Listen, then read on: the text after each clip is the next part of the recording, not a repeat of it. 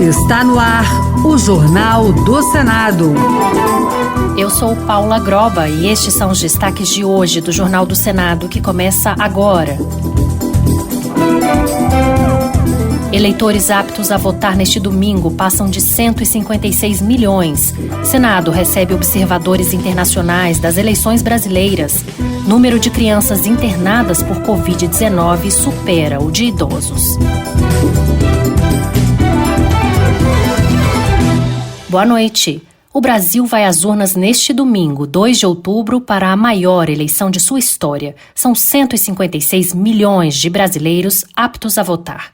Uma das escolhas dos eleitores será para o Senado, que neste ano vai eleger 27 parlamentares.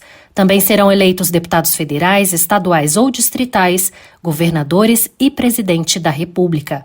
A reportagem é de Rodrigo Rezende. 156 milhões de brasileiros devem ir às urnas neste domingo para elegerem deputados federais, estaduais ou distritais, senadores, governadores e presidente da República. E todo o processo deve ocorrer com normalidade e transparência, como espera o presidente do Senado, Rodrigo Pacheco. Desde 1996, nós passamos por esses mesmos processos eletrônicos de votação com resultado fidedigno do que é a vontade popular. Não vai ser diferente em 2022, portanto, o resultado será respeitado. Os eleitores vão escolher 27 senadores, um por estado, já que a renovação é de 1/3. Pelo menos 41 dos atuais senadores disputam algum cargo. É o que nos conta o consultor do Senado, Gilberto Guerzoni. Então a gente tem aí aproximadamente a metade do Senado está concorrendo a algum cargo nessas eleições. A gente tem aqueles senadores que estão em final de mandato. Desses senadores em final de mandato, 13 são candidatos à reeleição. O horário de votação a ser seguido em todo o país é o horário de Brasília. O eleitor pode exercer o seu direito ao voto das 8 da manhã às 5 da tarde. E em reunião no Senado com observadores internacionais das eleições brasileiras,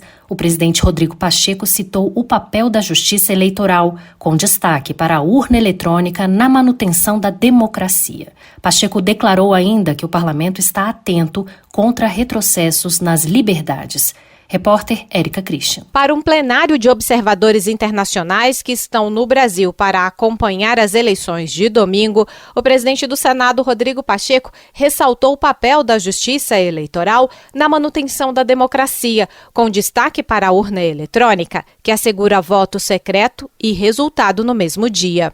A urna eletrônica, juntamente com outros mecanismos desenvolvidos pela Justiça Eleitoral, constitui hoje um pilar da democracia brasileira.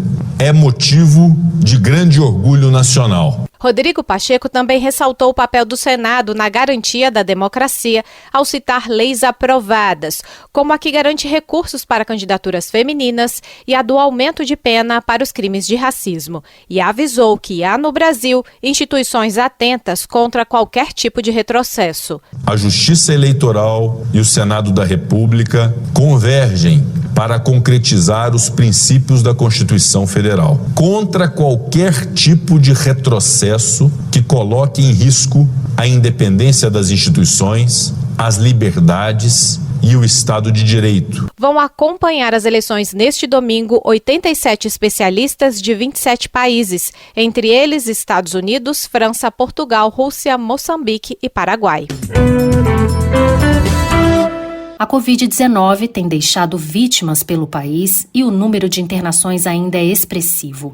Mas agora os alvos do coronavírus são as crianças menores de 5 anos não vacinadas. O número de crianças internadas por Covid-19 superou o de idosos, é o que aponta um estudo da Fundação Oswaldo Cruz. Repórter Pedro Pincer. Entre 17 de julho e 10 de setembro, crianças menores de 5 anos passaram a responder por 8,5% do total das internações por Covid-19 no Brasil, um aumento de 50% em relação ao primeiro semestre do ano. Com o aumento da vacinação entre adolescentes, adultos e idosos, as taxas de hospitalização e mortalidade caíram em todas as faixas etárias. Houve redução de 40% entre idosos, 50% entre adultos e 38% 8% entre adolescentes, mas entre menores de 5 anos a queda é mais lenta e ficou apenas em 15%.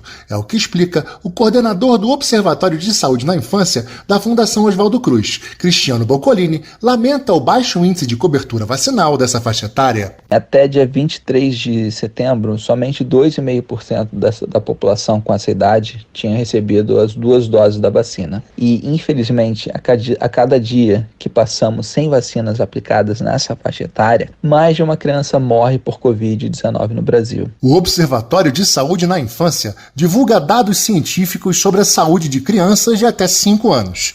O objetivo é ampliar o acesso à informação qualificada e facilitar a compreensão sobre dados obtidos junto a sistemas de informação nacionais. E um estudo divulgado pelas consultorias de orçamento do Senado e da Câmara dos Deputados alerta para os números do orçamento previsto para a área da saúde no próximo ano, o valor mais baixo desde 2014. As despesas primárias no setor, que alcançaram 203,8 bilhões no auge da pandemia de coronavírus em 2021, devem cair para 146,4 bilhões em 2023, em valores reais corrigidos pela inflação.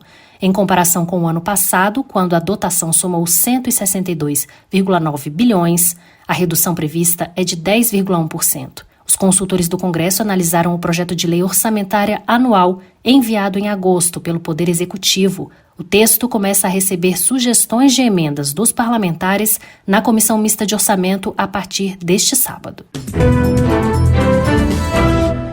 Nestas eleições, a tecnologia mais uma vez nos ajudará com o aplicativo e-Título. Ele pode ser baixado gratuitamente e lá você encontra os dados necessários para votar no próximo domingo. Além do título digital, quem não puder comparecer às urnas pode justificar a ausência por meio desse aplicativo. Usada primeiramente em 2018, a partir de uma ideia de uma servidora do TRE do Acre, a ferramenta estará disponível para 30 milhões de eleitores. A reportagem é de Rodrigo Rezende. A analista de sistemas Rosana Magalhães estava em casa em 2017, em um domingo, lendo sobre documentos digitais. A servidora do Tribunal Regional Eleitoral do Acre pensou no seguinte: por que não ter um título de eleitor digital disponível no celular via aplicativo? Era a semente do e-Título. A ideia foi abraçada pelo Tribunal Superior Eleitoral, presidido na época pelo ministro Gilmar Mendes, e o aplicativo lançado para as eleições de 2018. Nós logramos, graças a uma proposta que veio do Tribunal Regional Eleitoral do Acre, conceber o e-Título. Rosana se orgulha do filho digital e afirma que a ferramenta, com várias utilidades, está em constante desenvolvimento. E hoje a gente tem aí 30 milhões de pessoas, a cada eleição a gente multiplica muito esse número de pessoas, e no exterior também é a salvação do pessoal que está no exterior, porque eles podem fazer tudo pelo e-Título. E tem novidade, no futuro o e-Título vai ter muitas funcionalidade até de captura digital, de fotografia, isso vai crescer um pouco mais. Além de ser utilizado como documento de identificação, o e-Título permite justificar a ausência na eleição e obter o certificado de quitação eleitoral. E atenção, para utilizar o e-Título no próximo domingo, você deve baixar o aplicativo até amanhã, sábado, dia 1º de outubro. E o e-Título só pode ser utilizado como documento de identificação se o eleitor já tiver feito a biometria. Caso contrário, além do e-Título, é necessário um documento físico com foto.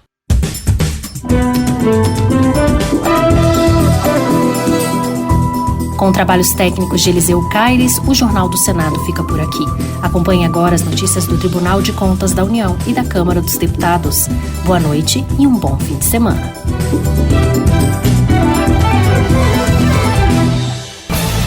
Minuto do TCU. O TCU vai auditar mais de 4.000 urnas eletrônicas no primeiro turno das eleições. No dia da votação, o tribunal fará testes para aferir a integridade dos boletins de urnas. Os auditores vão comparar as informações das vias impressas dos boletins com a disponibilizada na rede pelo Tribunal Superior Eleitoral, o TSE. O TCU dará ciência ao TSE da amostra selecionada após a totalização e recebimento dos dados. Com essa ação, o tribunal vai atestar se a informação exposta ao público na sessão eleitoral é a mesma totalizada pelo TSE e que compõe o resultado final da eleição. O trabalho integra uma série de auditorias que o TCU tem feito em todo o processo de votação brasileiro.